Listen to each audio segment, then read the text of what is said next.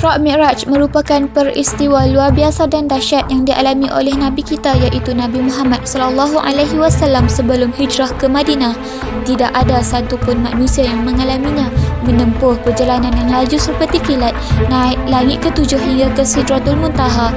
Isra' adalah perjalanan Nabi Muhammad SAW dari Masjidil Haram ke Mekah hingga Masjidil Aqsa. Mi'raj adalah perjalanan Nabi dari bumi ke langit ke-7 dan terus ke Sidratul Muntaha. Sidratul Muntaha merupakan perjalanan terakhir untuk menerima perintah Allah Subhanahu Wa Taala, dan perintah tersebut adalah solat 5 waktu sehari semalam untuk keseluruhan umat Islam di muka bumi.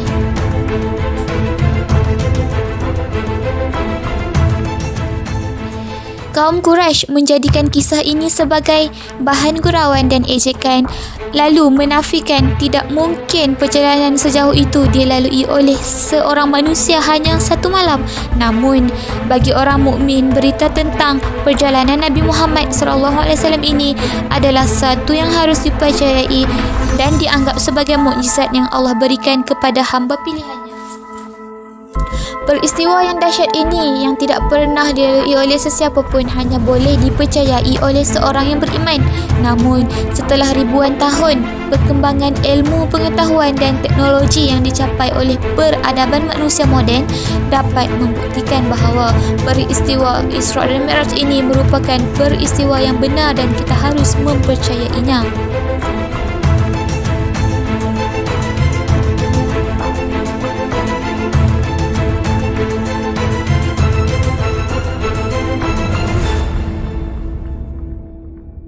Jarak Mekah dan Darussalam sangat jauh, iaitu lebih kurang 1234 km hanya ditempuh dengan satu malam. Memang satu perkara yang mustahil bagi seseorang manusia, dan pergi ke Sidratul Muntaha yang kita tidak pernah tahu keadaannya, bentuknya, tetapi kita orang Islam yang beriman harus mempercayainya.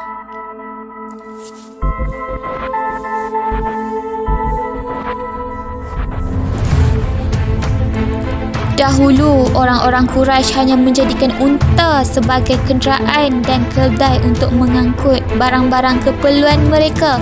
Mereka masih belum tahu akan pesawat-pesawat canggih yang ada pada zaman moden kita sekarang.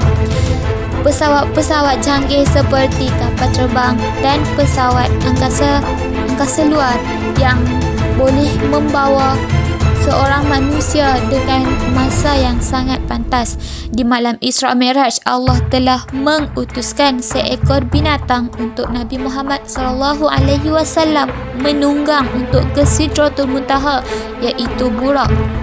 Burak ialah satu binatang yang sangat pantas, pergerakannya seperti kilat, dan burak merupakan seekor binatang yang berwarna putih. Berikut adalah beberapa ayat Al-Quran dan hadis tentang Isra' Mi'raj. Kisah Isra' Mi'raj ini Allah Subhanahu Wa Taala telah menyebutkan dalam Al-Quran yang berfirman,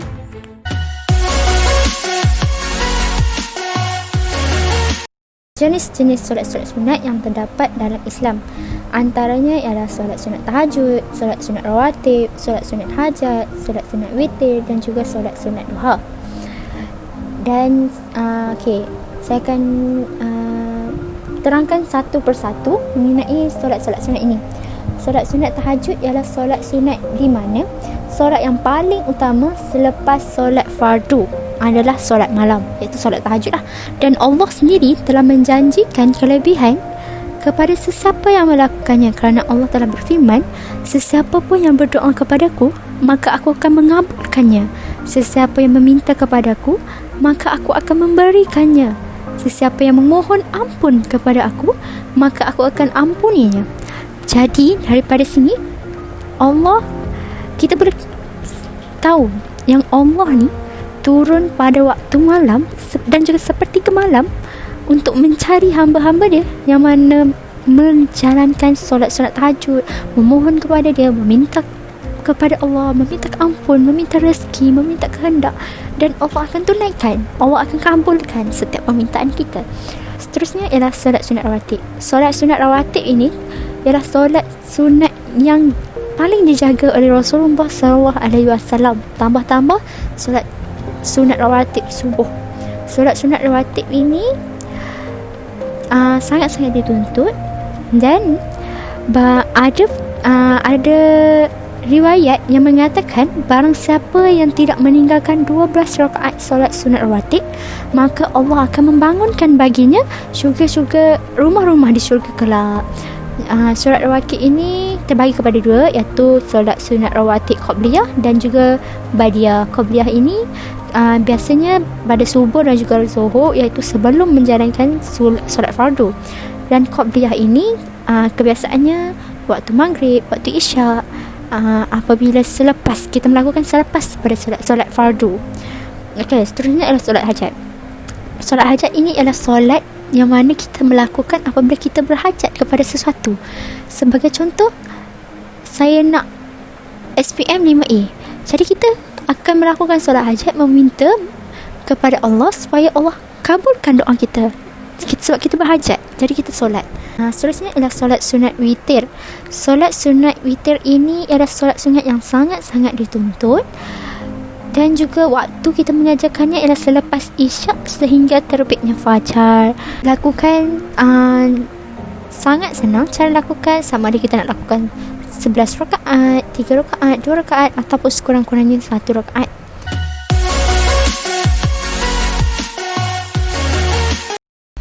Jom kita kenal syarat wajib dan syarat sah solat. Orang gila, bayi.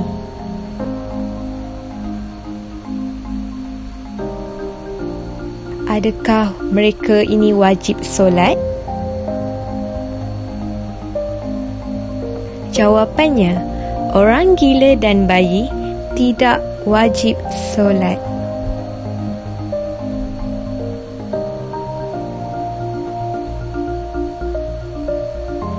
Adakah sah solat di tempat ini? Adakah sah solat berpakaian begini?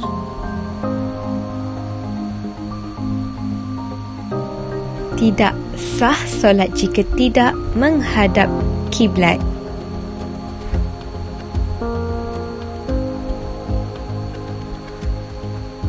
Ada 4 syarat wajib solat. Yang pertama, beragama Islam, iaitu tidak wajib bagi orang kafir. Kedua, akil baligh, iaitu tidak wajib bagi kanak-kanak dan bayi. Ketiga, berakal, tidak wajib bagi orang gila. Keempat, suci dari haid dan nifas. Terdapat 5 syarat sah solat.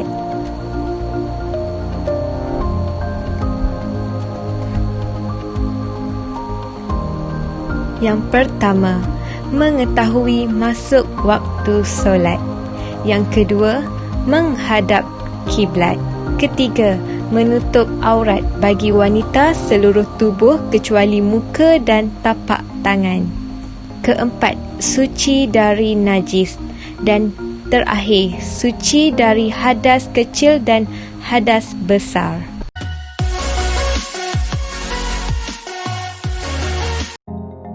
Tanpa kita sedari, begitu banyak yang tersirat di dalam ibadah yang berterungkap. Oleh itu, sebagai pengurusan teknologi maklumat, Kerajaan Negeri Kelantan telah menganjurkan seminar sains solat bertujuan merungkai rasa sains saintifik di sebalik solat. Menurut Muhammad Zaki, hasrat kerajaan negeri adalah ingin menghasilkan para Muslim yang mengamalkan Islam sebagai cara hidup dengan solat sebagai terasnya, terutamanya kepada peserta yang hadir. Dan kita yakin maknanya semua ni sudah kita memahami, makna semaya kita ni bukan setakat bacaan saja. Tapi kita ada perbuatan-perbuatan dalam semaya.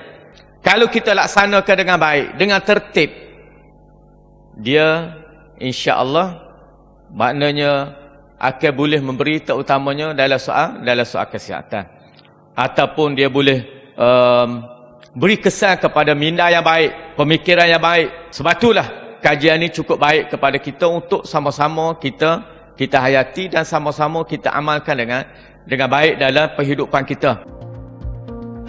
Beliau ditemui ketika merasmikan seminar sains solat yang telah diadakan di Dewan Jubir Perak Panjir pada 17 Julai yang lepas. Hampir 500 orang telah hadir memenuhi seminar tersebut yang dihadiri oleh para pelajar tahfiz dan pelajar pondok serta kekitangan kerajaan negeri. Seminar itu telah dibentangkan oleh Profesor Madya Dr. Fatimah Ibrahim daripada Universiti Malaya dan merupakan antara penulis buku solat dari perspektif sains. Imam Az-Zahabi melanjutkan dengan mengatakan riwayat dari Abu Hurairah anhu bahwasanya beliau berkata, "Kana ashabu Muhammadin sallallahu alaihi wasallam la yarawna syai'an minal a'mali tarkuhu kufrun ghairu shalah." Hadis ini diriwayatkan Imam Tirmidzi. Dahulu para sahabat Muhammad sallallahu alaihi wasallam tidak memandang sesuatu pun dari amal ibadah dalam Islam yang mana meninggalkannya adalah suatu kekufuran kecuali salat.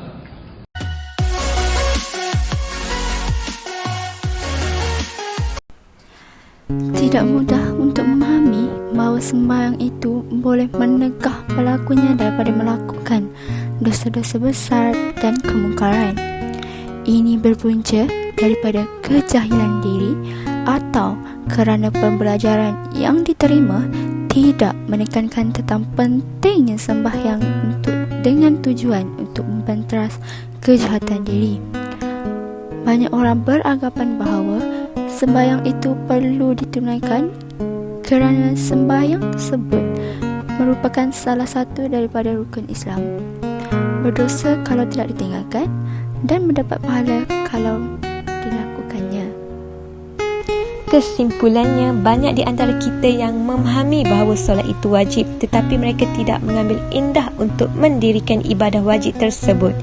Nabi Muhammad SAW bersabda, solat adalah tiang agama, barang siapa yang mendirikannya maka sungguh ia telah menegakkan agama Islam itu, dan barang siapa yang meninggalkannya maka sungguh ia telah merobohkan agama Islam itu.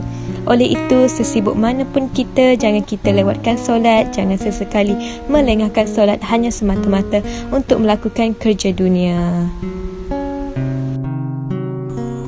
Marilah kita bersama-sama sebagai umat Islam melakukan amal ibadat yang dituntut oleh Allah Subhanahu Wa Taala, iaitu solat.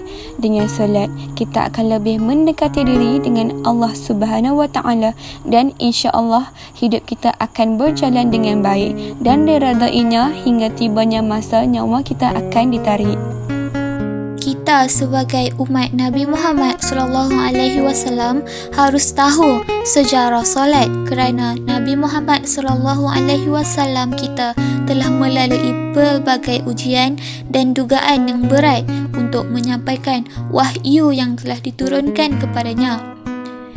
Sebagai umat Islam, kita harus tahu tentang terjadinya peristiwa Isra dan Mi'raj yang merupakan sejarah solat, kerana di situ terjadinya kejadian yang tidak akan pernah terjadi melainkan dengan izin dan kuasa Allah Subhanahu Wa Taala.